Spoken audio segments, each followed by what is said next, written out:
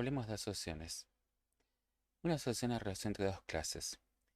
Tenemos varios tipos de asociaciones que se van a determinar según la vinculación que tenga una clase con otra. La asociación además puede tener cardinalidad, lo que indica cuántos atributos forman parte de la asociación, y navegabilidad, que indica en qué sentido se puede leer la relación. Una asociación de programación significa que una clase tiene un atributo cuyo tipo es de la otra clase. Tenemos que tener en cuenta que cuando se definen asociaciones tenemos dos niveles, que una es la semántica, que se hace en diseño, y otra estructural, que es en sí la implementación. Cuando se habla de asociación a nivel de diseño, se habla de asociación en sí mismo, de agregación o composición.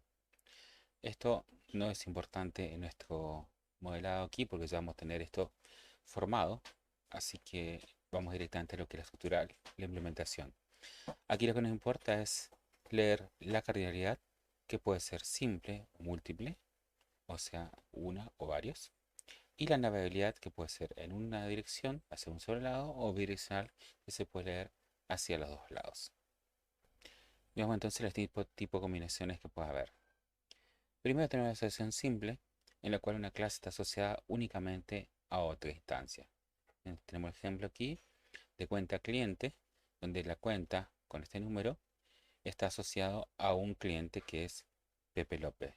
En este caso, la clase destino es cliente, la clase origen es cuenta, por lo cual en la clase cuenta va a haber un atributo que va a indicar cuál es la instancia en destino. Tenemos que tener en cuenta que en el diagrama de clases no se escribe cuál es ese atributo, no aparece allí, simplemente tiene que leerse a partir de la asociación. Entonces, en cuenta vamos a tener un atributo que va a ser de tipo cliente, nuevamente ponemos el mismo nombre de la instancia de la entidad para poder asociarla más fácilmente. En este caso entonces vamos a tener en cuenta una propiedad que va a ser cliente de tipo cliente. La otra posibilidad es la asociación múltiple, es cuando hay varias instancias en una clase asociada a una. En este caso, la clase destino es una lista de atributos de una clase de origen. Por ejemplo, aquí tenemos objetos, el Banco Marco tiene varios clientes, Paco López, Tete Gómez y Juan Villalba. Entonces, Banco Marco va a tener una lista de clientes.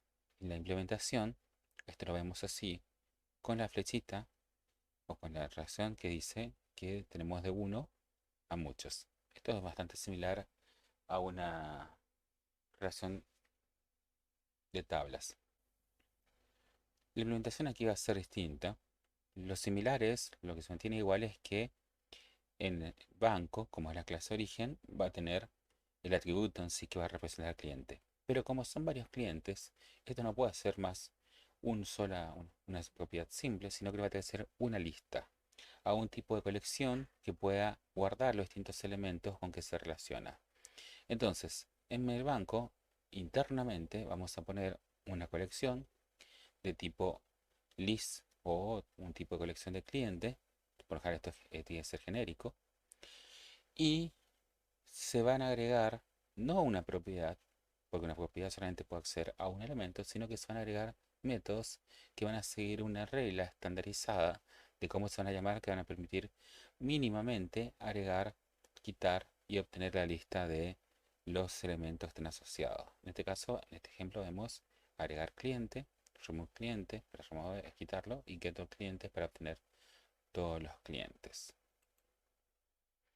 Acá tenemos una descripción un poquito más detallada de esto.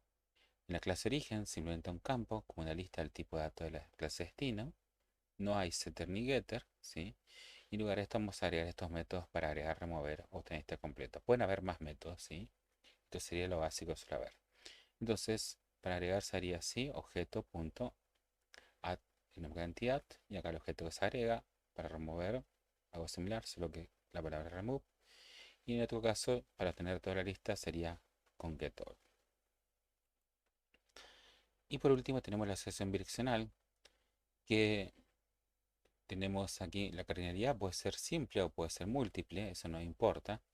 En la bidireccional entra un tercer tema, que es que se puede leer en ambos sentidos. En este caso podemos leer cliente cuáles cuentas tiene, a quién corresponde cada cuenta del cliente. En ese caso, cada clase va a tener una referencia a la otra. O sea, cliente va a tener referencia a cuenta y cuenta va a tener referencia a cliente, ¿sí?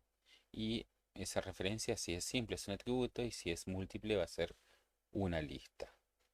Algo importante aquí es que según el diseño y la profundidad que tenga, puede estar detallado o no.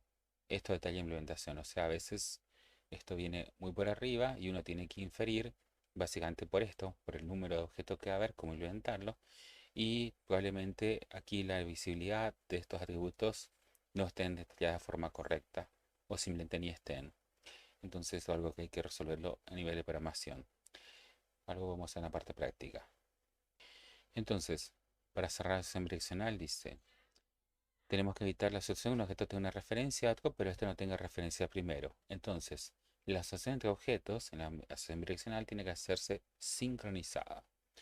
Para hacer la sincronización, ¿qué se hace? Unas clases tiene que ser responsable por la asignación en ambos lados de la asociación y la otra va a tener que colaborar con un método de asignación con visibilidad a nivel de proyecto. O sea, por un lado tenemos un método público que es el responsable de hacerlo y de otro lado un método que es a nivel de proyecto únicamente que colabora con el primero. Desde afuera, cuando uno hace la asociación de objetos, solamente lo va a poder hacer a partir de uno de los lados y el otro se va a hacer de forma automática o encapsulada.